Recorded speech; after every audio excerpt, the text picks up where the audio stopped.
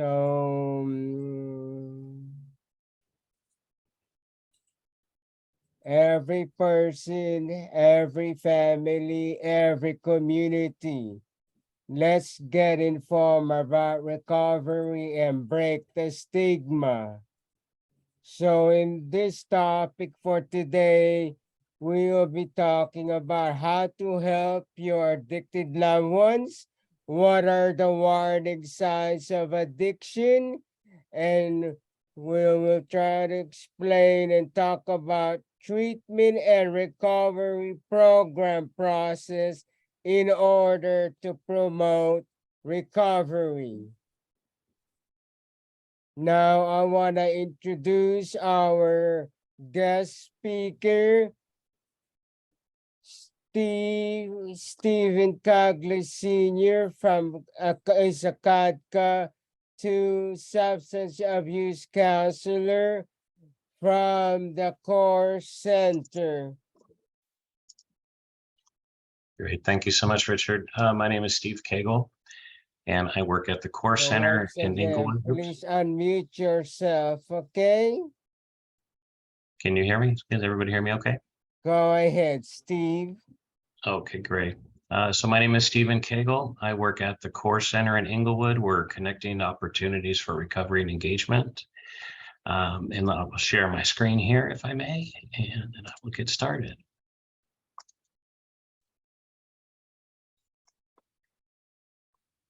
Looks okay. All right. And so I wanted to thank AADAP, Richard. I know several people in the meeting, and I want to thank you for having me. We work in Inglewood, and this is called the Core Center, Connecting Opportunities for Recovery and Engagement. We are part of substance abuse prevention and control. I have been in this field for about 16 years now.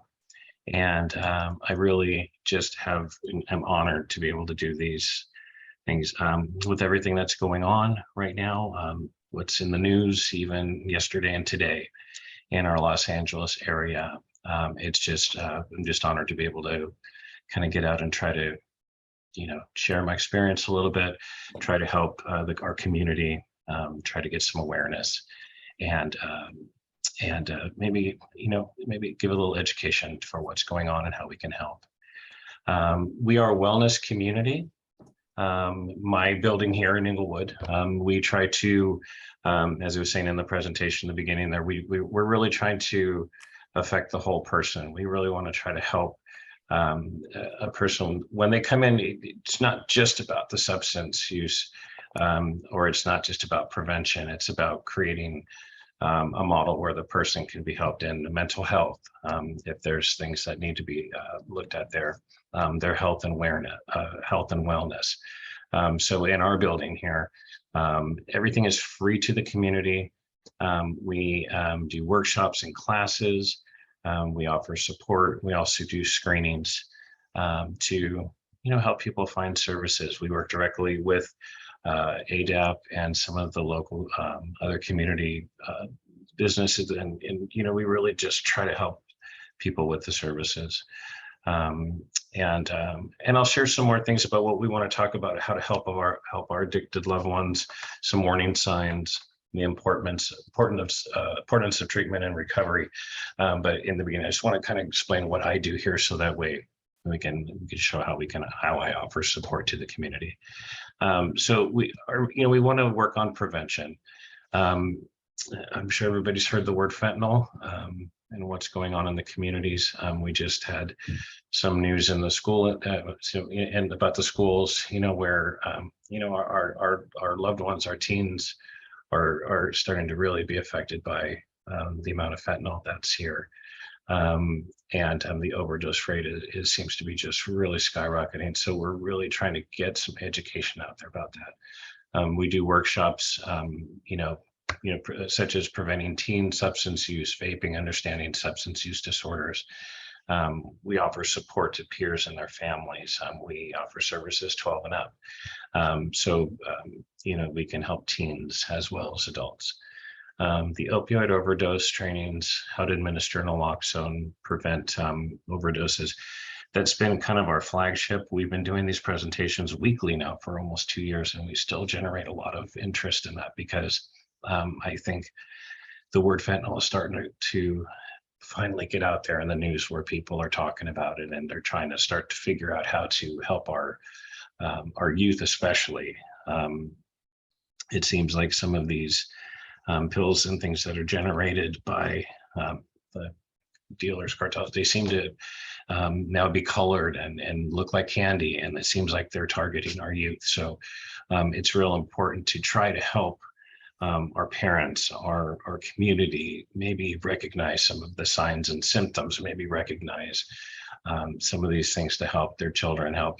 I think that's been our main goal, is to try to really target our youth right now, to try to help them have an understanding of what the dangers out there and things that are happening.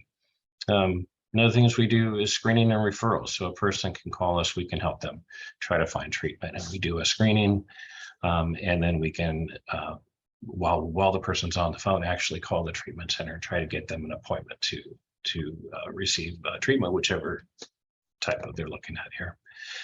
Anybody in our community can utilize our services. There's never a charge for anything we do. If they want to just learn more about substance use, we can sit on the phone with them. If they want to get referred to treatment, we do that as well. All members of the community, once again, 12 years and up, are welcome. And we just really want to help them. We unfortunately have lived experience in substance use and dependency. So I think we have a lot to offer because of that, as well as our schooling and things of that nature. We do have several locations: Antelope Valley, Pomona, Hollywood, Wilshire. We have Martin Luther King, Whittier, and then Curtis Tucker is here, my location in Inglewood. And we serve most of the South Bay, all the way down to Torrance. This is just a picture of our center here. And this is Crystal Musso, my partner, and I. So I will give this PDF to Richard to be able to send out and to be able to put into an email to anybody that'd like it. So that way you have our information as well. And we work as a team here to help our community. So if I may kind of transition into a little more of the presentation, we want to talk about how to help our addicted loved ones. Once again, some warning signs and the importance of treatment and recovery. So I guess one of the things we can talk about are, why do people use and misuse drugs and alcohol in the first place? It's something that's always been looked at. Do we do it to feel good, to have positive feelings? Definitely the chemicals that are in drugs and alcohol affect our brain chemistry and how we feel. Sometimes we want to do it to have fun, or sometimes maybe to fit in. And this could also, if there's mental health issues, if there's things that have happened in a person's past sometimes, and they want to try to lessen anxiety or worry, sometimes this can actually exacerbate those feelings. It can turn into depression, cause more fears. They think they might be helping grief or depression by using drugs and alcohol, and over time it can actually maybe create a dependency and exacerbate that problem and make things worse for the person. So sometimes people have reasons why they might start using drugs and alcohol. Excuse me. Some circumstances that might lead a person to use or misuse drugs and alcohol: loneliness, family issues, maybe unemployment, COVID. I mean, that's just been something that's really caused a ripple in everyone's lives here the last couple of years. And maybe isolation, some things that aren't listed here. I can go to things that have happened during COVID. There's a period where I had COVID and I was, quarantined for a long period of time. And when we're not used to being alone and just isolated in areas, sometimes that can cause depression or anxiety. We've been talking a lot about adverse childhood trauma. That's something that, where it says trauma here, past or current, we really want to take a look at that when we talk to a person. We want to ask those questions. If a person says they have poor self-esteem, we want to find out why. We want to ask those questions. If a person uses alcohol can be found in any store and on any corner and anywhere. So sometimes it's easy for a person to access those things. So we want to really delve into those and try to figure out why. It's very important. You know, we run those little things. If we can try to just get those little things out of a person, sometimes we can really make great progress in trying to figure out why a person might have began that road, maybe that might have led to dependency. It's very important. We want to identify the signs and symptoms. So, you know, the signs that a person might have a disorder are objective. You know, this is things that we observe. So let's say if we're talking about a friend or a family member, the signs are objective things that we might observe in that person that we're starting to see that they have a dependency. The symptoms are subjective, and those, you know, this is something that a person might report, and they might report that they can't stop using. They might report that they feel bad if they stop using. So we want to take a look at these two things for sure. Some signs that a person may be experiencing substance use disorders, it might be a beginning of a neglect of appearance. They might have a change in behavior, extreme changes in mood. You might ask them a question and they might start barking back at you when that's something that didn't happen before. Problems in school, behavioral issues, physical health issues, legal issues for sure. So these are things that someone may be experiencing. You're going to identify the signs, and these are maybe some ways that you might be able to look at that, especially a parent with their child.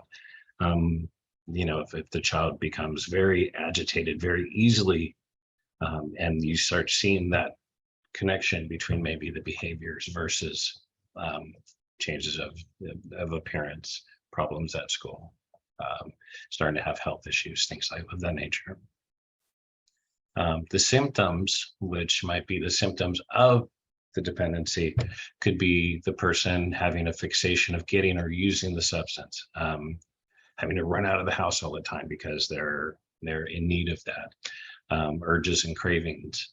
A lot of times people say, well, I just need to do it to feel well or feel okay. When it gets to that point where the substance is causing that kind of reaction in the brain and in the body, they might feel the need that they can't really do anything without that substance, and that's definitely is when there might be an issue. You know, how do you know when you need to have that conversation with the loved one?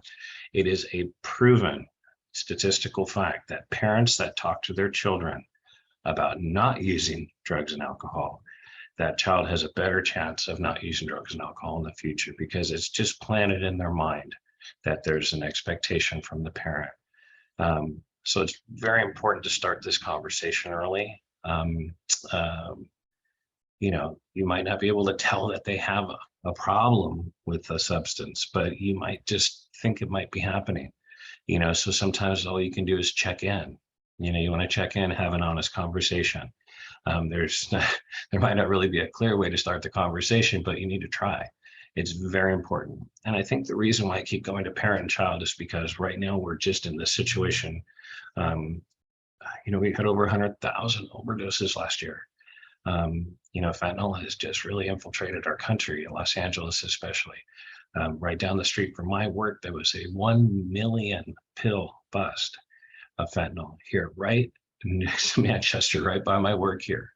You know, just very recently, 1 million pills in one house. So, you know, the busts that they're doing now, it seems like they're colorful pills. They're colorful. They look like candy, you know, and what does that tell you? It just tells you that they're really targeting our youth. And we really need to do that. We really need to talk. We really need to have the conversation about it. You know, if you have a child, you know, you can't say, well, you know, not my child. My child is, you know, my child does sports. We really just have to have the conversation. I'm just so passionate about this right now because, you know, our kids are in trouble. You know, this is something that is you know, when I was young, if somebody would have said, here, take this, it'll make you feel better, I would have said, hey, you better give me 2 just in case, you know. And right now, that check-in with your child really needs to happen, but also with your loved ones. You know, if you feel, you know, it's good to just say, hey, you know, I've been noticing, you know, that you know, can we talk about this, you know? And sometimes their reaction will sometimes give you a good indication if there's something wrong or not. So it's very important. Let's see here. So some of the things your loved one might be doing is neglecting responsibilities. Um, you know, there sometimes, you know, there might be risks taken, driving, you know, especially let's say while intoxicated, is having legal troubles. If you start notice things are happening, if they're all of a sudden begins to start having, you know, relationship issues that become very prominent or very, you know, there seems to be a lot of anger within the relationship, some maybe, you know, a verbal abuse, things of that nature.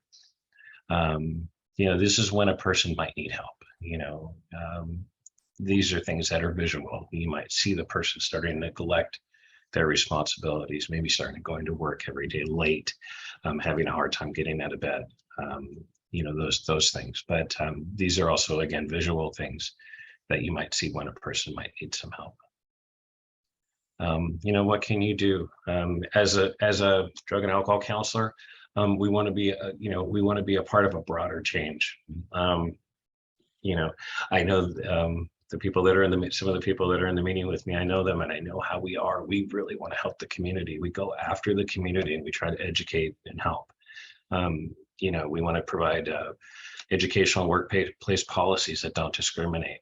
There's a lot of stigma about substance use. A person that's sometimes dependent is very down on themselves. And there's, if a person comes out and says, well, you're an addict, so why don't you, you know, sometimes that can really hurt their feelings. It might make them not want to get help.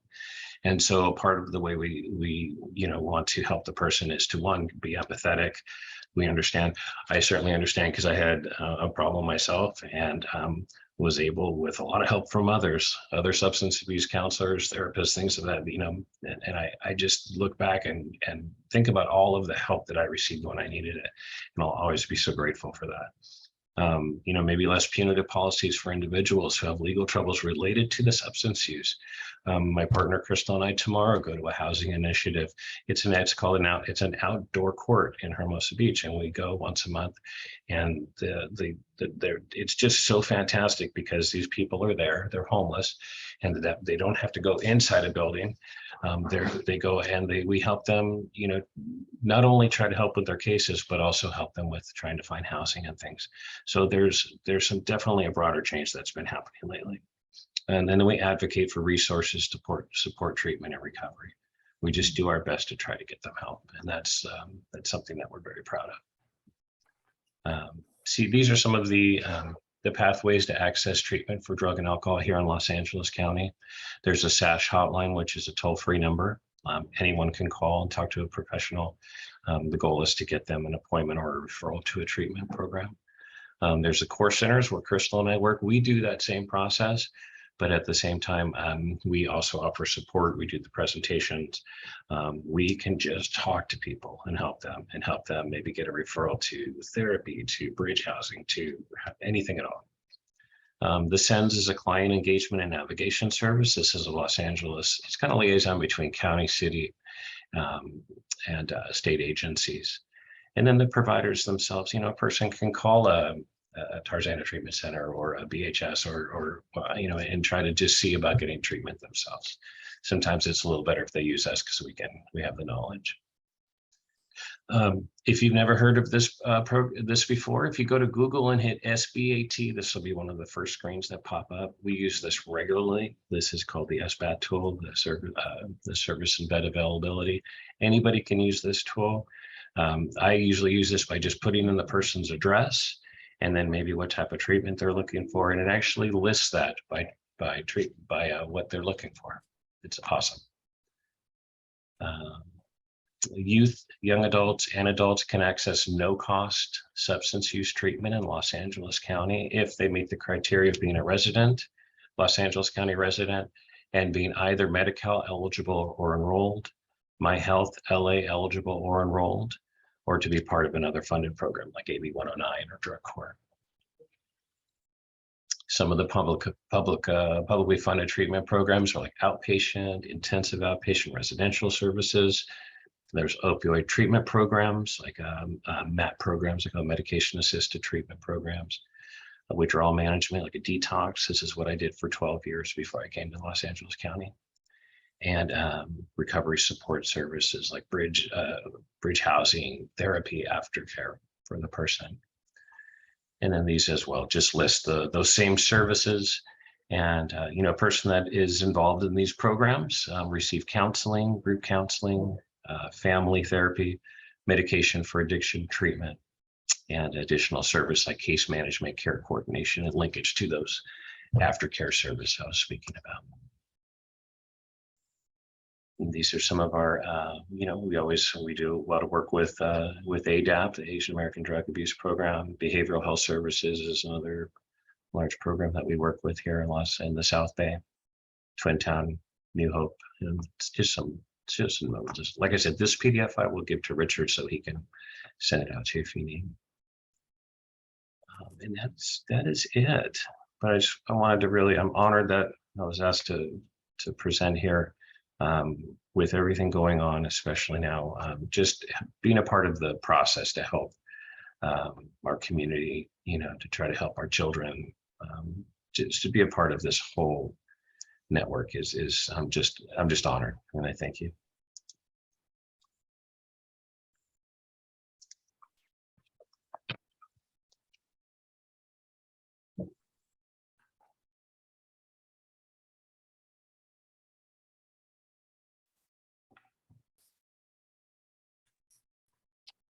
All right. Thank you, Steve, for your presentation. Let's give Steve a big hand of applause for his awesome presentation, everybody. And there's a lot of experience and knowledge in what Steve has told us right now. And I would like to ask for everyone to unmute yourself and let's have a quick discussion on what Steve presented. If you have any questions, now is the time to ask. And also, if you want to put it on chat, that would be okay too. I have a question, Steve. Why is it so hard to get out of addiction? And that seems to be the thing that I see the most out of like people who get addicted. Could be a short or a long process, right? And then the whole why is that? Well, I definitely think just learning myself, when I got sober, it took a long time. And when I went into my addiction studies courses, I remember they showed a video of the brain and how the prefrontal cortex was so affected by chemicals, and they just used alcohol as and our mechanisms are changed by the chemical. And so a lot of our brain functions are changed. Our fight or flight mechanisms, our ability to make reasonable decisions are affected. And a lot of these things are not damaged, but so to turned off, so to speak. And a lot of these executive functions that we have. And it was really good to learn that it wasn't just me, that I wasn't just a failure, and that I wasn't just a bad person. I learned that there was actually brain chemistry and things that were affected by the chemicals. And when I learned that, it was such a wonderful revelation, because I realized that it wasn't just that I was not a good person, it's that I actually had a brain disorder. The dependence causes a disorder, so to speak, and it was just enlightening for me to find that out.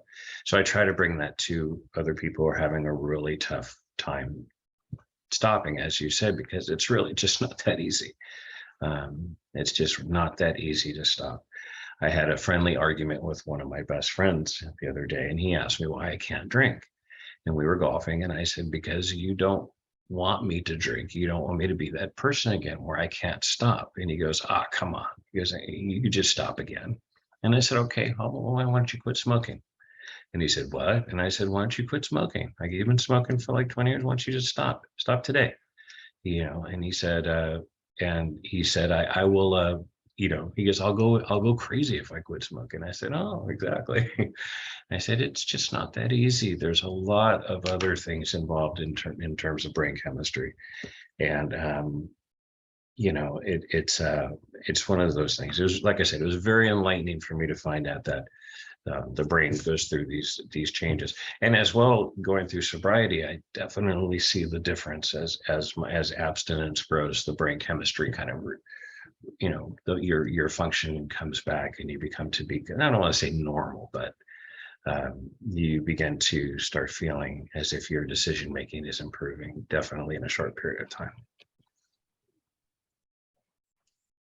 Thank you, Steve. We have a question on chat. It says, what helps you stay sober? From Crystal. Great question. I mean, certainly, in terms of what I did, I just really delved into support. I was told in the beginning that I need to start hanging around with people that have achieved a level of sobriety to learn how they did it. And so, when I went to treatment, first off, I went to treatment, and that was wonderful because going to a residential program, for one, it gave me a sense of structure. So instead of running around all night and having bad behavior, I started waking up every day at a certain time. I started making my bed every morning. I started doing the things, taking a shower right away, all the little things it took to start changing. And that's really the word that, I think was very important, is the change. Those little things that you start doing every day, positive things versus the negative things we were doing, either maybe staying, sleeping all day and then staying awake all night. All of a sudden you're waking up early every day when you're supposed to, you're eating breakfast, you're eating lunch, you're eating dinner when you're supposed to. And all of those positive changes start to add up. And as your brain might become accustomed to the chemical and acting negatively, all of a sudden you're doing all the right things. You're eating better, you're becoming more healthy. I think it was about 3 weeks when I was there and somebody said, hey, how you doing? And I said, I'm doing really good. How you doing? And I scared myself because I just never could say that and mean it. And I actually meant it. That I felt pretty good. And I've just held on to that for the last 16 years. I just feel pretty good, and that's great. I don't have too many bad days, and it seemed like in my dependency, every day was a bad day. So that was a great question. Thanks. I hope I answered it well. No, that's fine. We have another question, and it says, what motivates you to work with the community as a substance abuse counselor? Great question again. I think it's exactly what we were just talking about. It's the ability to help someone in the community, to go to an encampment and, take care of them. We go out with our nurses, the DHS nurses, and we'll go to an encampment and hand out things and help the community. Just, to bring a smile to someone's face, to help somebody maybe start making those changes, somebody that might be in a phase where they don't know if they want help or not, and to be able to talk to Crystal or myself, where we understand and they know we understand. And I think there's a level of, I always say there's a level of pain that we have endured because of our dependency. And I think when we talk to other people that are experiencing that, they can see that in us. And because they can see that in us, they trust us a little more. And because they trust us a little more, maybe they'll be willing to take that first little step. maybe just to talk to someone else. Maybe we can refer them to a therapist, or maybe we can refer them to just an outpatient program like AADAP or BHS, or where they can just start talking to somebody, and maybe they'll hear something that will allow them to start making some positive changes. If we seem to be able to get that every day. We get a smile from someone every day that we're trying to help through something. And I think that's it. I think it's just that we're able to help somebody get through something that they're going through. And it's really, really exciting sometimes. And it's, and then the passion for, again, I keep going back to the fentanyl. It's just one of those things that we're really, really trying to help the community right now. We're trying to talk to parents. We're trying to talk to teens. We're trying to talk to anybody who will listen, to try to help them understand that what's going on now is just crazy. We're just, the overdose rate right now in the United States and Los Angeles, it's just horrible. And we just want to really try to get the word out there and just try to give somebody, give some education. Thanks again, Steve. There's a question from Erica. She would like to ask, what services in the community did you utilize to start your recovery? Great question. Thanks, Erica. I actually used a county rehab, Los Angeles County Rehab. I got March 26th of 2007. I went into, it's called the Antelope Valley Recovery, Acton Rehab in Acton, California. And it was one of the more well-known rehabs. It was a little hard to get into. I had to wait. I was homeless and I had to wait a period of time to get in. It was rough, making that change, but I really fought to get in there. I called every day, and I just, I just knew it was time. And as well, I didn't have a place to stay, but I think what really curbed my, my appetite for wanting to get sober was that they were taking my son away from me. And the way she worded it was they were going to take me away from my son because my behaviors were so bad. And I wound up calling Antelope Valley Recovery Center every day. And I talked to a young lady named Peggy, I remember. And she finally gave me a call and said, Steve, can you come in this Monday? Please bring your medication, bring all your things. And I did whatever it took to get in there. I got a ride there. And I didn't want to stay, to be honest. I really wanted to leave. And I had a wonderful counselor there named Miss Annie, and she coaxed me into staying, and then she kicked my butt, mentally. And she just made me laugh and showed me how things could be if I decided to make the right decisions. And I'll never forget that, because that was the kind of the starting of my my journey in sobriety. And because I've had these wonderful counselors in my life, I want to give it back. I just want to give that back. I want to help somebody the way they help me. And that's like a part of my motivation for sure. I see Eric also said, what are some of the things you typically tell someone new in recovery to offer them home? Thanks. Another great question. That it's absolutely possible. One, that there's just little things that need to start changing, that the behaviors, little things can change. And once you start changing the little things, it'll start a steamroller effect. And, the little changes will lead to big changes. And I think, that you can do it, I think is the main thing. I always tell people, if I did it, trust me, you could do it, because I didn't want it when I got it. And I commend people all the time that are making the phone call. If they're calling me to talk about prevention or about substance use, the fact that they called is so important. The fact that they're even on the phone with me is just spectacular. So I always commend them for that. I'm like, look, man, I'm just so honored that you called. The fact that you called is so important, because it's just that little bitty first step that you took. It's really important, because that first step is so hard.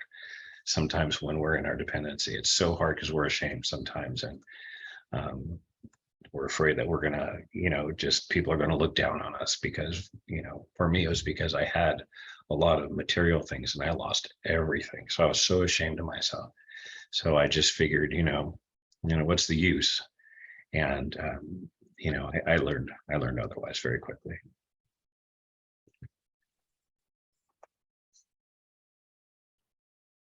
Thank you, Steve. I'm not sure if you were able to answer this, but there's this question. Being a counselor now, what are some things that you would tell someone who's new into the whole process of recovery?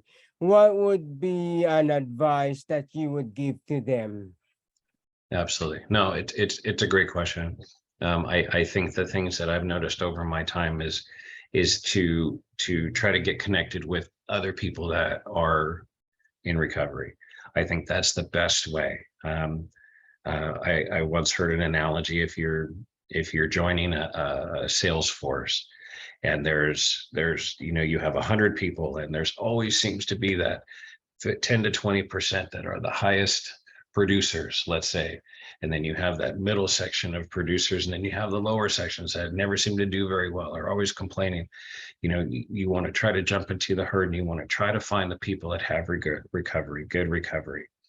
This could be maybe that they're involved in Alcoholics Anonymous or Narcotics Anonymous. It always seems like the people that are helping other people constantly are seem to do better in recovery, seem to be happier people in general. So I think that for me was the key, certainly, is that I jumped into the herd. I jumped right in the middle of people that were going to meetings and that were going to school for addiction studies. That was one thing I really it was such a career curveball, and I jumped right into it, and I loved it because I started learning about myself. I started learning about this process.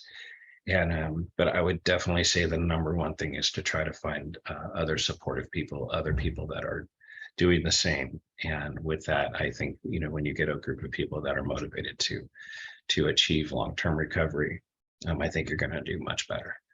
And I always say do everything. I jumped into therapy. I jumped into I had a counselor. I went to an outpatient program. Even after when I got out of 3 months residential, I stayed involved with the process, and to keep learning about myself, keep talking about my feelings. That was like one thing that I never did as a man, or as a, especially in my dependency. Everything, was shut down. And when I started talking about things and discussing my childhood, discussing all of those things that I never wanted to discuss before, I started feeling better because all those things started coming out. And I was able to look at them and kind of, kind of look at why some things happen. And then I gained some knowledge, and the self-knowledge was really good too. So I definitely say jump into everything recovery wise.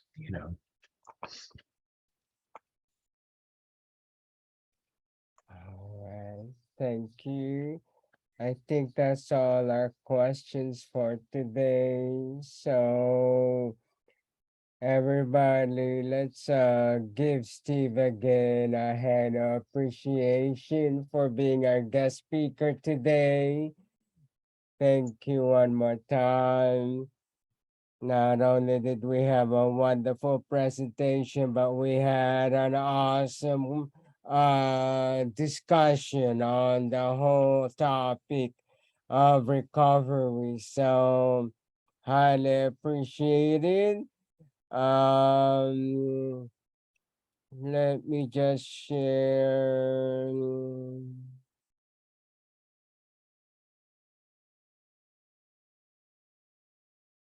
So our next topic Tuesday, everybody, is going to be on October 4, and it will be about natural ways to reduce pain from 4 to 5 again.